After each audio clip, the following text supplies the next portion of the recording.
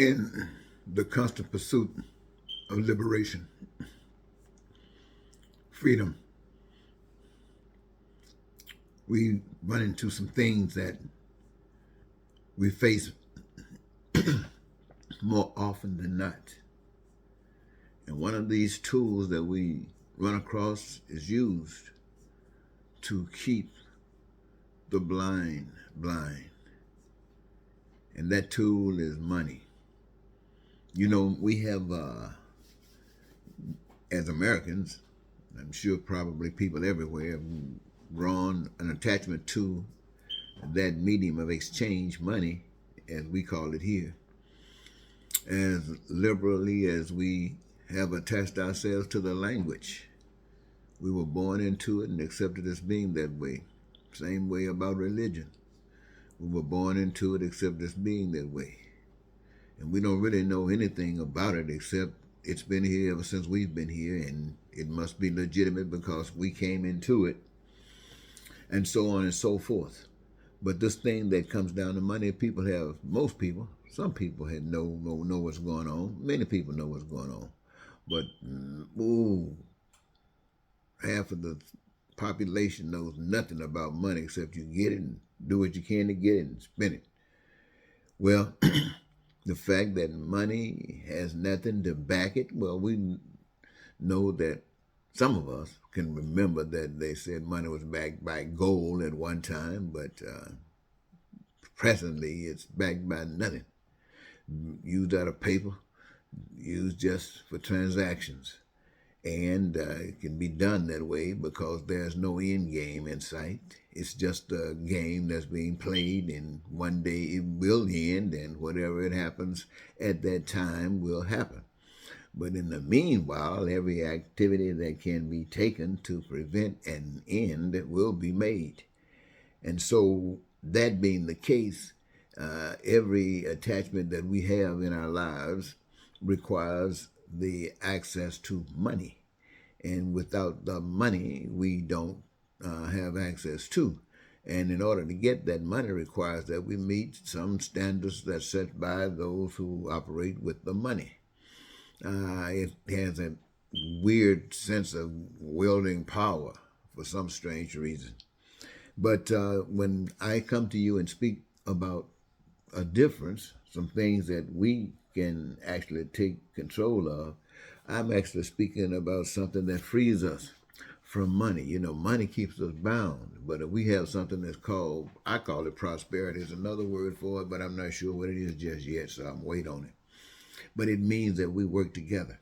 It means that everybody knows that we all work together. Everybody knows that by working together, we're going to do some great stuff. If you've ever played on a team, whatever, if it was a debate team or whether it was some kind of sports team, if you ever played on a team, you know what it was like when everybody worked hard together. And then you went out and competed and everything just fell in sync. And you came out feeling just like you wanted to feel. Well, a successful nation feels the same way. It requires the same thing. The nation must realize and accept the fact that each and every last one is important, not because you said it, but because each and every last one is treated as if, hey, we can't do without you. And you, when you give yours back, it's like, we thank you for being you, and I can't do without you. So you give it your best. And everybody is giving it their best. And as you're giving your best, you create the best, and you receive the best. For you are acting and are deserving of the best. Now, Republicans can't take you beyond that. Republicans nor Democrats can take you beyond that. And there is no in between, no race, no anything can take you beyond that. This is a fact. This is a fact that's just as real as air.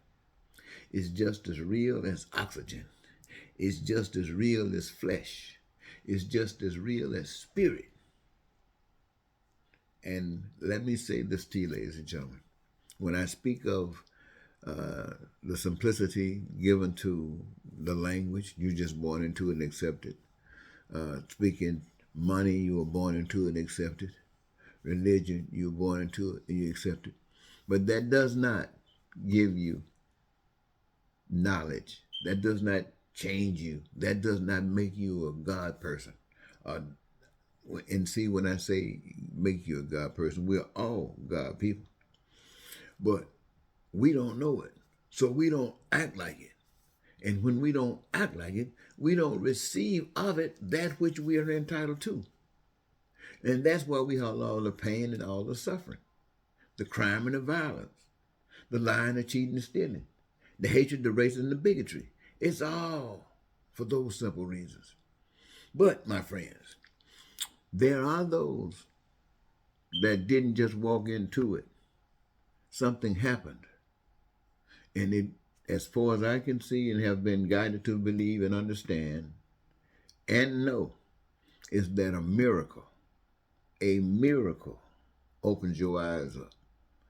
A miracle is something that happens that the receiver understands and knows that it is something that humans, or that which any receiver understands about living, about an opposition to what has just occurred, can't happen. That this is something that is beyond understanding. So, let me give you an example. The man in a wheelchair has never walked. Not only is in a wheelchair, but his bone stuff is all messed up. It's not like one day he'll just straighten up and stand up and walk. No, his bones and everything is messed up. He's gone to all kinds of professionals, and they can do nothing for him. He's gone to those who have laid hands and prayed, and they could do nothing for him. But one day, somebody came along. Somebody, and you know what? There weren't any witnesses. But somebody came along and had a conversation. Took the time to have a conversation with this young man. And having that conversation with that young man, he touched that young man. I don't want to talk about what he talked about, because what he talked about is not important. What is important is what he did. They talked. And he touched the young man. And he walked away. And the young man felt a desire to do something, to rise up. And he did. Its legs were together. And he walked upright, just like any man. Now, this man is coming to a knowledge that most people haven't. Now, let's assume that this man associates this activity with what all that he's ever heard God represented, actually represented right there. And while everybody else were responding to what they had heard, what they walked into, they were limited, they were restricted. Doubt, fear, all of these things. So when the enemy came upon them, they weren't really able to stand no more beyond the limitations that had been extended to them. But the man who knows there are no limitations. Why? Because this man knows. This man knows. And this man is required to walk in the light of light, so that the world, in its darkness, in its misguidedness, can see the light and perhaps be guided by the light. The one that has been given a miracle is for the purpose of glorifying where that miracle come from. And you didn't even see where it came from. It was invisible. So you can't say it was a man, a woman, a race, a gender. No, you can't say anything. You say it happened. And because it happened, you are the evidence. And you, my friends, are no longer controlled by the limitations that have been set to deny what you know. You got the key to unlock it. And as you walk forward in the light, the door is open. The key has been used. And this, ladies and gentlemen, is why I want you to know that this liberation that we're talking about is not going to come from Republicans. Right now, I saw on the news today the Republicans are ready to set up and start investigating. You know, this is what you could really call a government divided. Republicans and Democrats at odds, it appears, in Washington, while we the people sit out here and watch this stuff on TV, and pain and suffering, and gas prices go up and this go up, and you got no more money because this and because of that. And no one is giving you any guidance, and no one is talking to you. These guys who said they were going to do something for you have done nothing, or not even looking forward to doing anything. And we, the people, just sitting back here trying to be denied this information that I'm telling you. But hopefully, you will catch on, and you'll know that we, the people, have got to do something. And if we're going to do something, we can't do anything less than what government does. We can't step out there calling ourselves coming to the rescue and got nothing to offer any more or any different than what we've been going through. What I mean by that is others still suffering, still going through pain, still can't pay their bills, still living in the streets. No, we can't come that way. We got to come straight up. We got to come represent. We got to come represent that power that is able to do anything.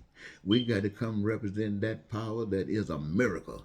We got to be a miracle to humanity by guiding humanity into the light, by standing up with and for the light. And that means standing up for the people, but not just one, not just a few, but for everyone. We must stand up that all mankind can be free, that all mankind can be happy, that all mankind can be thankful that they are alive and given the opportunity to be alive, given the opportunity to be hands-on, to be a part of freedom, to be a part of joy, to be a part of life. We're inviting each and every last one of you who can hear this particular post. Embrace it if you can. If you can't, listen to it again. You might get it the next time. And once you get it, share it with someone else. We got to change this world. We don't have forever. Ladies and gentlemen, I've been trying to do this for 40 years. It's not an easy task. You know that. If I've been trying to do it for 40 years, you know the condition the world is in. It's like I haven't done a thing. And it's probably true because I can't do it. All I can do is do what I'm doing. If the change is going to come, it's because we come together. We recognize that it is our hands, not my hands. It is our hands, my hands and your hands and y'all's hands. And we're going to step into it. What we're going to do, we're going to step into it. And we're going to be happy at doing it. Why? Because now we know we are the ones that's engaged in this process of creating this magnificent heaven. That's all. Think about it, ladies and gentlemen. I'll talk to you later. Until next time, Eddie Marcus saying goodbye for now.